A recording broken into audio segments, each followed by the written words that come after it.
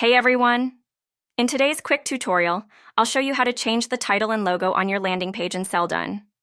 Whether you're rebranding or just updating your page, I'll guide you through the easy steps to make these changes. Let's dive in.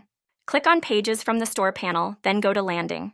Click on your designed landing from the list. Now you'll need to make changes in both the SEO and settings options. After that, click on SEO icon. Now edit and enter your own title. This title will be used for SEO purposes. For example, since this page is for my refund policy, I'll enter Refund Policy as the title. Once you've updated the information, click Close. Now click on Settings from the left menu. Write the title you want. The title you write here will be added to end of your URL. Try to upload a logo for this landing page. After you see the green Upload Complete notification on the image, click Close. Do not forget to save the changes. To view the changes, click the title in the top corner.